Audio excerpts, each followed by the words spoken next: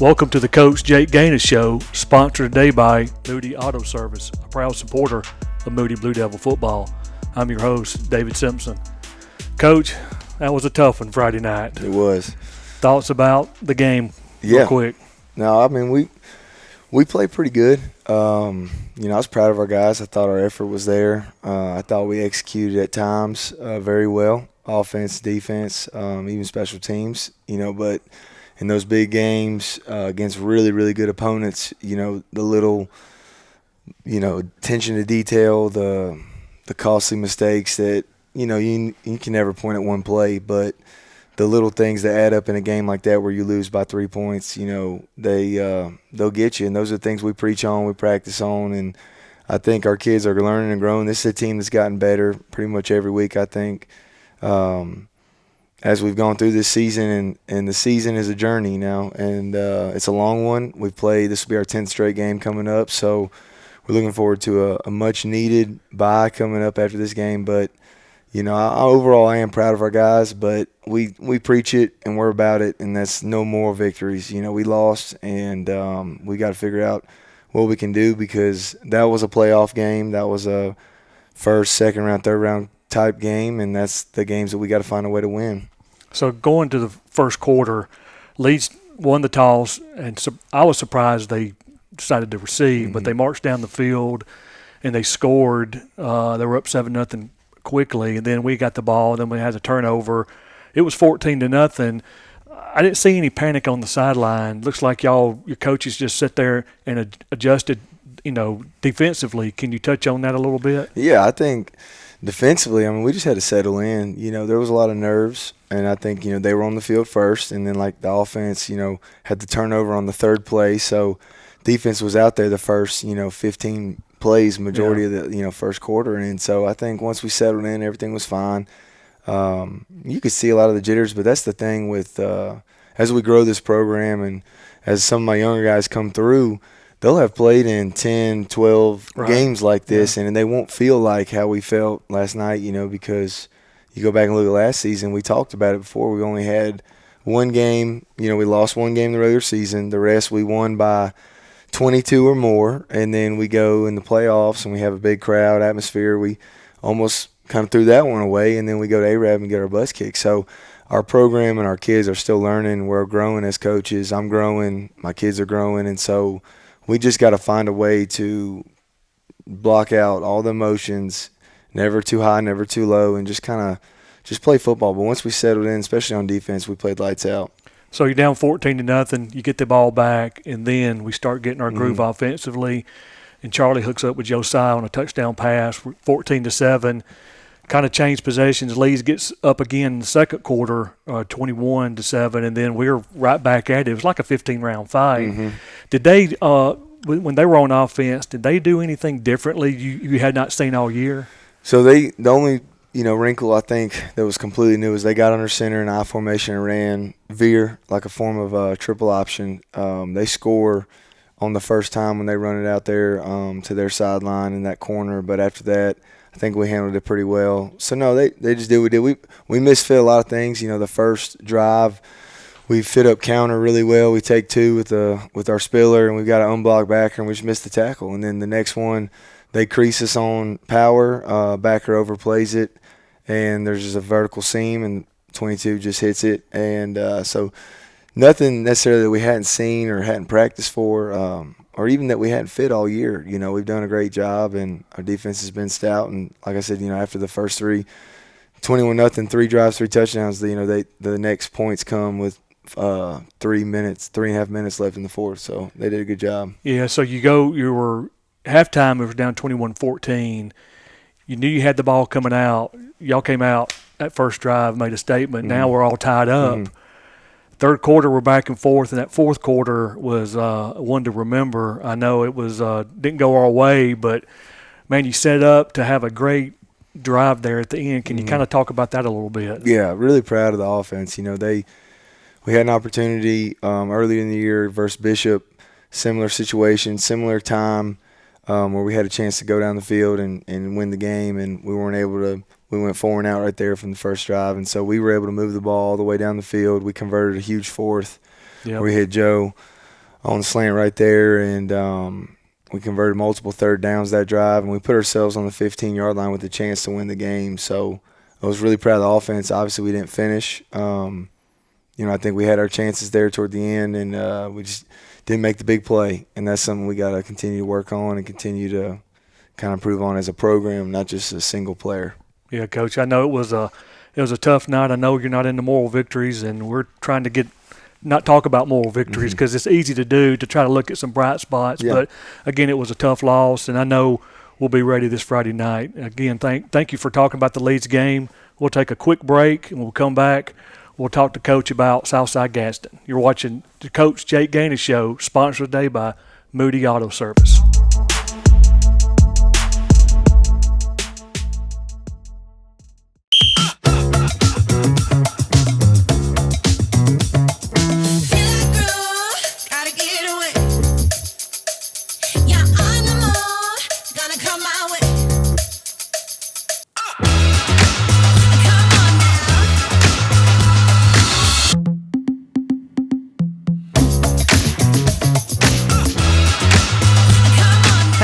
With our summer smoothies and poolside quesadillas. Want to know why it's hard to stop a train? It's how we've invented products that reinvented our world. It's how we test as hard as the elements do. It's how we run.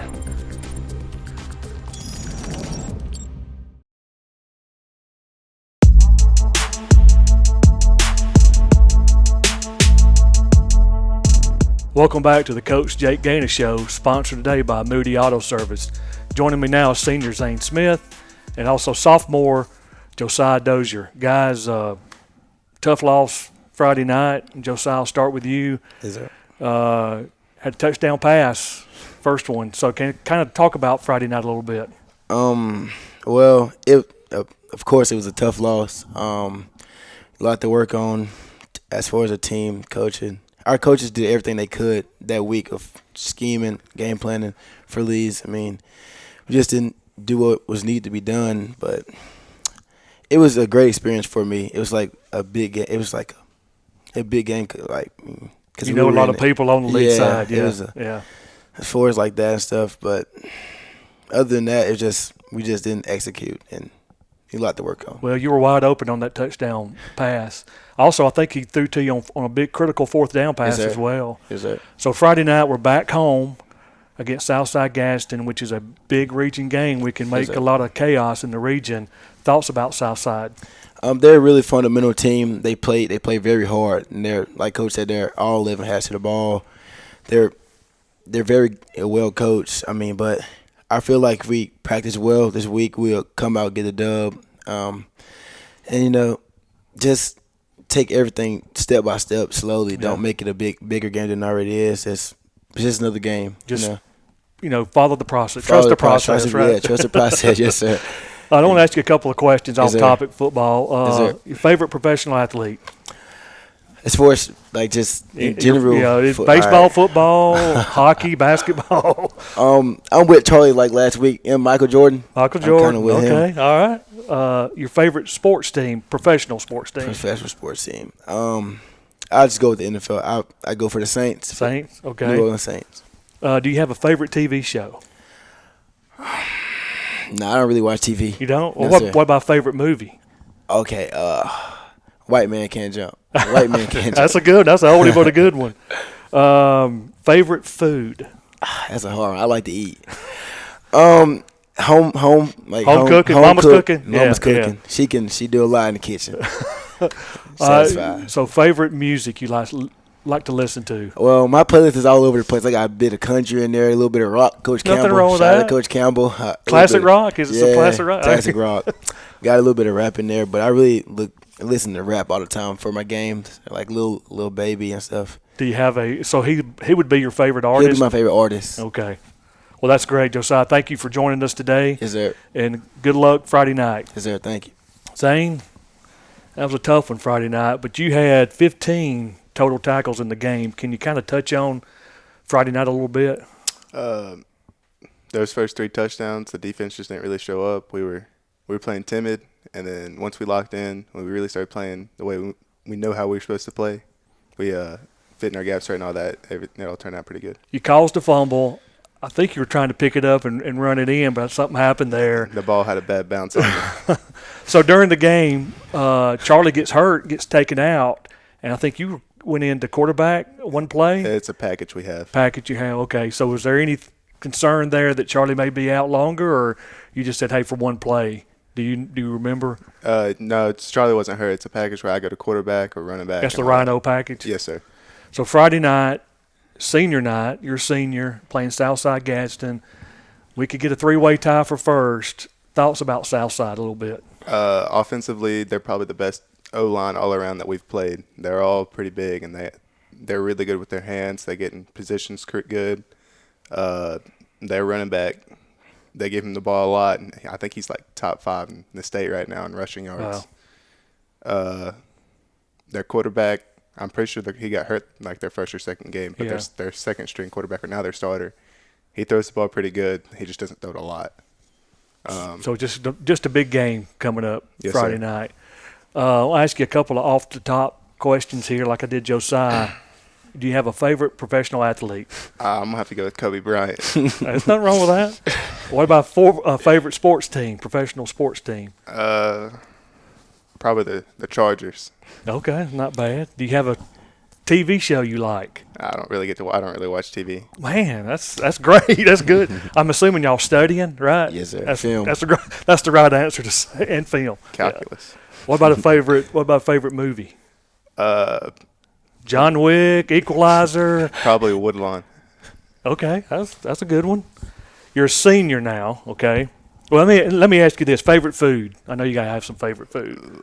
Mama's cooking. You better say yeah. Yeah, my mom's cooking. Probably Pizza. what's it called?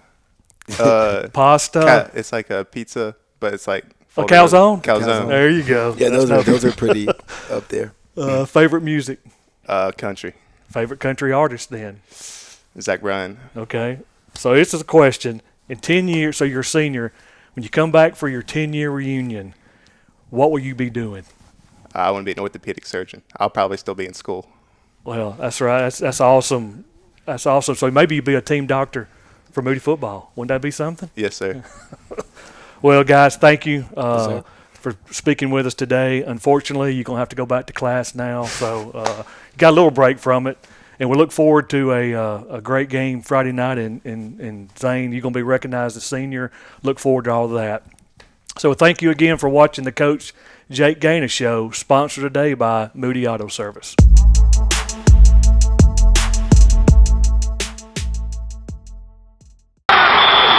Play hard, play to win.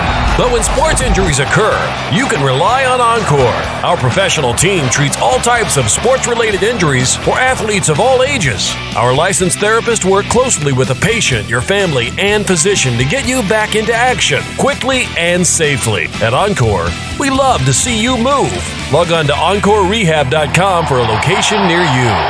What? How is that a flag? He landed on him after the sack. That's roughing the passer. What if he hit him high? Roughing the passer. And low? Roughing the passer. Well, what if he tramples him and then he's like, oh no, and he tries to go back and he tramples him some more and he's like, I'm so sorry. Wait, what?